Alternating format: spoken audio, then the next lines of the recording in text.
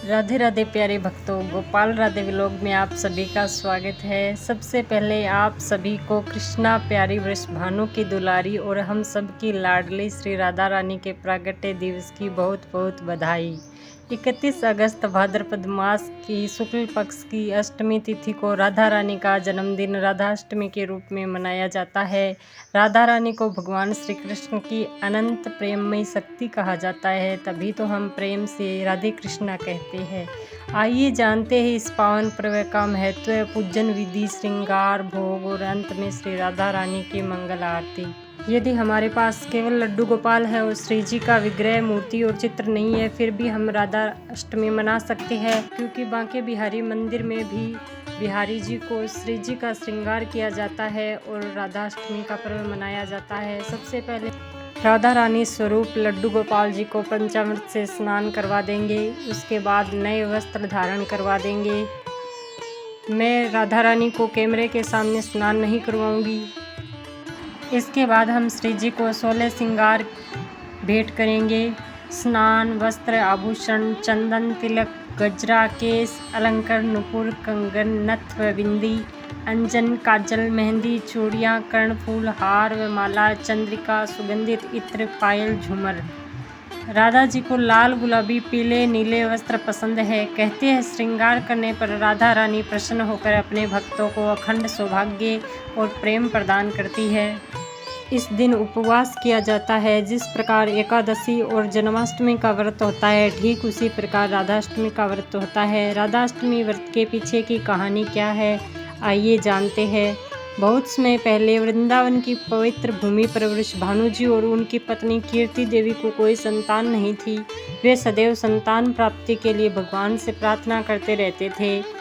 भाद्रपद मास की शुक्ल पक्ष की अष्टमी के दिन कीर्ति देवी के गर्भ से दिव्य प्रकाश प्रकट हुआ और उसमें से तेजस्वी बालिका का जन्म हुआ, और यह भगवान श्री कृष्ण की प्रेममय शक्ति राधा रानी थी। राधा जी का जन्म दिन के 12 बजे हुआ था, इसलिए हम भी दिन के 12 बजे श्री राधा रानी का जन्म उत्सव मनाते हैं।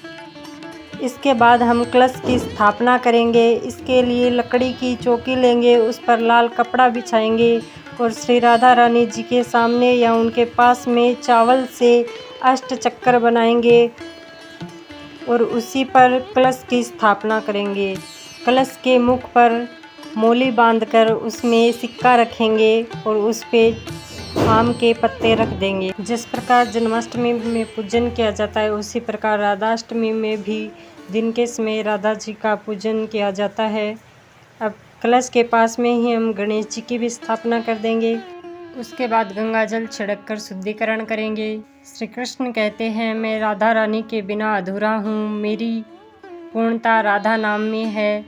धूप, दीप, अक्षत, चंदन, पुष्प और दीपक जलाकर आरती उतारेंगे। ओम राधाय नमः या राधे कृष्ण मंत्र का जाप करेंगे। दिन भर व्रत रखें और संध्या के समय राधा रानी जी की कथा वाचन और आरती करें। हमारे छोटे से प्यारे से लड्डू गोपाल श्री राधा रानी के रूप में सजकर कितने प्यारे लग रहे हैं। हमारी राधा रानी जी स्वरूप लड्डू गोपाल जी के सामने फूल अर्पित करेंगे और फूलों से सजाकर थाली में घी का दीपक जलाकर श्री राधा रानी जी की आरती उतारेंगे।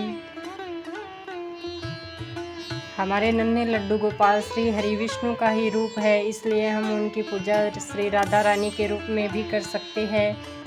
श्री कृष्ण के साथ ही राधा रानी जी की पूजा होती है। राधा रानी जी श्री कृष्ण के बिना पूजा स्वीकार ही नहीं करती, इसलिए हम दोनों स्वरूप को एक स्वरूप में मानकर ही पूजा आरती करेंगे। इसके बाद श्री जी को रोली का तिलक लगाएंगे और दक्षिणा भेंट करेंगे। इसके बाद में श्री राधा जी को सुहाग की सभी वस्तुएं और सुनरी जरूर भेंट करेंगे और हाथ जोड़कर प्रार्थना करेंगे कि हे श्री जी, हमारे घर में सुख, समृद्धि और खुशहाली लेकर आए। इस प्रकार हम राधाष्टमी का पर्व बड़े ही धूमधाम से मनाएंगे। आरती गाते समय भाव यही होना चाहिए कि राधा रानी आप हमारी जीवन शक्ति हो और आपसे ही भक्ति और प्रेम की प्राप्ति होती है। इस दिन विशेष रूप से राधा रानी को माखन, मिश्री, मालपुआ, खीर, गुलाब जामुन और फल अर्पित करना शुभ माना जाता है। हम खीर पूड़ी का भोग लगाएंगे। भोग में आप अरबी की सब्जी बनाएं, जो राधा रानी का प्रिय भोग है। भोग सामने रखकर हम राधा रानी जी से हाथ जोड़कर प्रार्थना करेंगे, हे राधा रानी, यह नैवेद्य आपके चरणों में अर्पित है, कृपया इसे स्वीकार करें। और हम अपने हाथों से राधे कृष्ण नाम का उच्चारण करते हुए प्रेम से राधा रानी को भोग लगाएंगे। भोग लगाने के बाद में इस प्रसाद को सभी भक्तों में बांट देंगे। अगर आपको ये वीडियो पसंद आया हो तो इसको लाइक शेयर ज़रूर करें और चैनल को सब्सक्राइब करें, जिससे आने वाले वीडियो आप तक पहुंच सके। और अंत में हम श्री राधा रानी के सामने हाथ जोड़कर जो भी भूल हुई उसके लिए माफ़ी मांगेंगे। राधे राधे।